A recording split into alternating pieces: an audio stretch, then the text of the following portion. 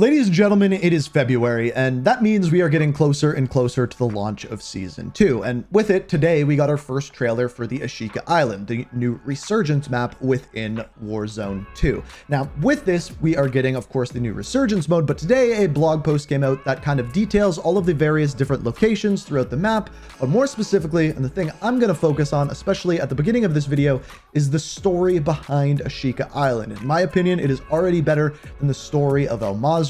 Is super interesting, and that is what we are going to dive in through the majority of this video. That's what you know we do on this channel. So the story of the island is kind of what we're going to be focusing on. But on top of that, we are also going to be talking about the new Season 2 intel that has come out today, as well as the points of interest around the island as well. So without further ado, this is the trailer that came out today.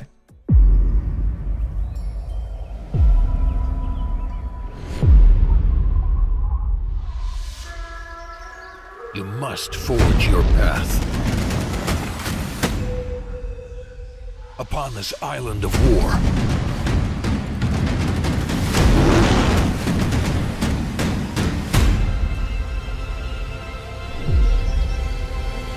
Resurgence returns.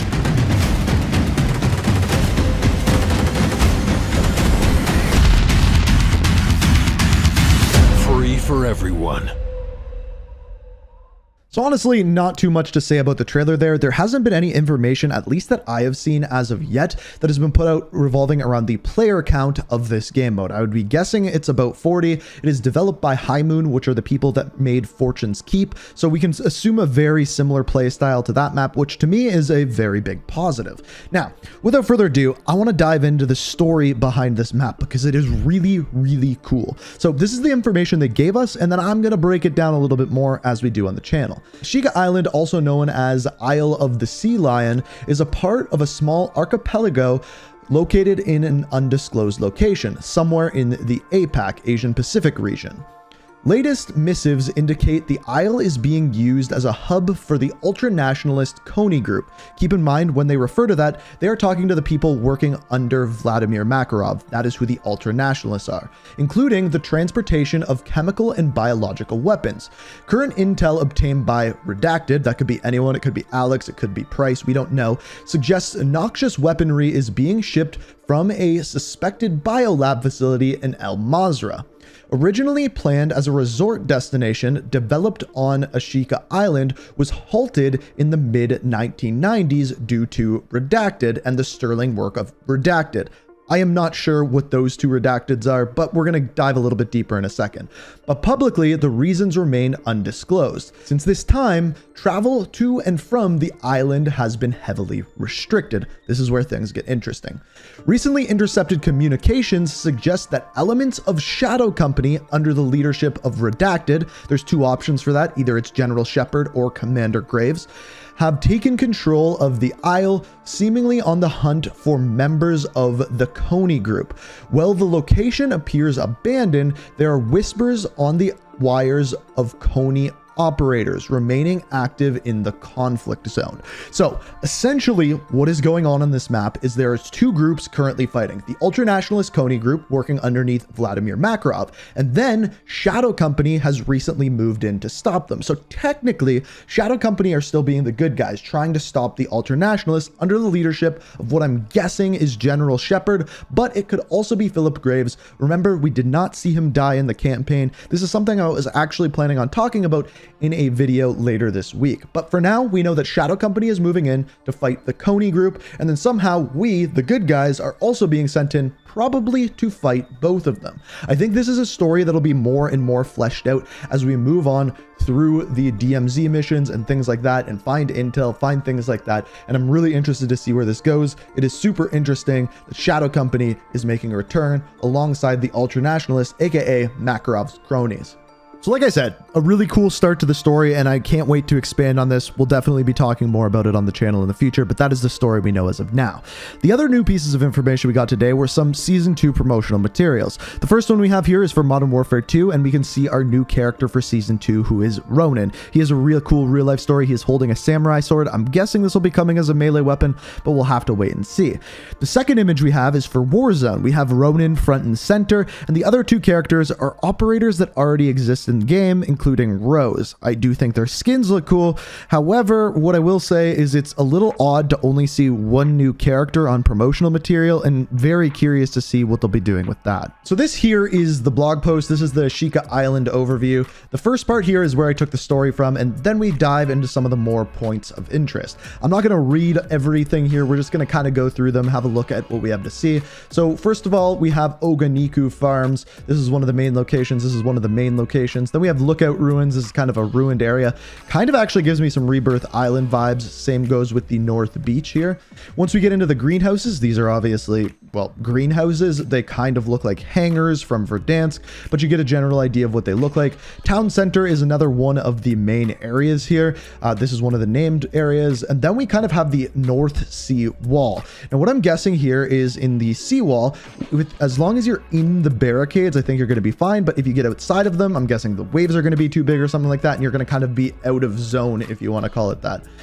The ferry terminal is the next one that we have here. I don't think that they are going to have really anything too fancy with this, like ferries moving throughout the map, but I guess we'll have to wait and see. This is specifically all in town center, by the way. We have the tourist center building, the event center building, which is the other building within the town center. I'm assuming these are going to have like different loot and stuff like that once we get into DMZ. Then we have the gas station. This is where you'll refuel your vehicles, things along those lines. Then we have the science center. This is like a pretty cool building. I'm guessing this is going to be a locked location in DMZ, but again, just a guess. Then we have the river channel buildings. So these are kind of on the outside of that. This seemingly goes to the underground, which we're going to have a look at in a second. We have the South Sea Wall and floating gas station. Assumably this will be for boats. This is where you'll refuel your boats. I think it's a pretty cool idea. Then we have the market district and hotel. You can see the markets in here. There's going to be a hotel inside that building, followed up by, once again, another gas station and the town hall, a rather large building. After this, we get into the beach club. And as we dive into the beach club, we have the aquarium, which is a pretty interesting location, the beach club and bathhouse, the beach and observation point. So this is kind of where, again, we get more into the water. The observation point is then out in the water there. Then we have the demolition site. This, again, very much so looks like an area that we saw on Rebirth Island. If you've played the map, you know exactly what I'm talking about. Then we have Suki Castle. This is the main center area of the map. We have the main stronghold. Based off of that, this is going to be a stronghold location. When we see this picture here, when you look at it, you can definitely see the original castle map, but it looks like there's going to be many stories on top of it. So this is going to be kind of like the main landing area as you play throughout this map. Then we have the Northwest Battlements. This is outside of the castle. You can see some kind of artillery on the outside. You can also see the Shadow Company logo on the side of that. Again, something we're going to be diving into more within season 2. Then we have the North Museum grounds. By the way, I still have to make a video on Shadow Company. Haven't done that yet. Anyway, North Museum grounds, so I guess there's going to be a museum in that area. The Southeast Gardens, this looks absolutely beautiful. I love the way that the trees work here. And then we get into the waterways, aka the submarine base. This is where they talk about hidden routes, they talk about hidden rooms, things like that. Again, I'm not going to read through everything here, but it does appear that there's going to be some mysteries on this map, which I'm looking forward to. Then we get into Port Ashika. This is kind of on the outskirts of the map. There's a lot more water in this area. The Humpback Bridge, it's a humpback bridge, pretty straightforward. The dockside and warehouses, so you have some warehouse and then you have the dock real close to the water. Then the canal, river channel, and control. I don't know if you can actually raise or lower the water. I'm wondering if that's going to be kind of like a part of a DMZ mission or something like that. Ashika Bay and floating gas station, so again, another one for boats there. Then we have our main gas station, which is on the land. And then you have the mechanics yards and oil vats. We've seen these things before, even on Verdansk way back in the day. The rocky bluffs, that'll be your terrain that is very hard to traverse. Then we get into residential. So this is more of a residential area. You can see apartment buildings, things like that as we go through here. First one is the apartment buildings, followed up by the power plant. Then we have the water treatment facilities. So this one is right on the water, as you can see there. Then we have the residential district. This one is just some small houses. Then we get to Shipwreck. This is a really cool location. I like the look of it. It's right on the beach. As you can tell by all of these images, they all look very foggy, which is going to play very interestingly. I hope it doesn't mess with player visibility too much, but we'll have to wait and see. So we have the beach cargo container followed up by containers. Again, looking a lot like shipment over there. Then followed up by cliff top demolition, so similar to the area that we looked at before, but this time it's right on the edge of the cliff. We can see that we have zip lines here, so that is good to see those return. Then we have the lookout point gas station to finish things up. So those are all of the locations. We went through all of them. Based off of this, you can kind of get an idea of the size of the map, how big it is, the various different locations. It seems a little bit bigger than Rebirth, maybe around the same size, if not a little bit bigger than Fortune's Keep. But once we play the map, then we'll get a better idea of it. From what we are seeing, I love the look of it. I wish it was a little brighter, and hey, they might change the weather at some point. I think the reason why we're doing this is, remember when everyone was getting mad about the sun on Verdansk? I think it's very hard to make a really sunny map without completely blinding people. So they put fog, they put clouds, and then we get the map that we are looking at here. But all in all, to me, it looks really, really good. I love the story behind it. We're definitely going to be diving more into that. I can't wait to play it.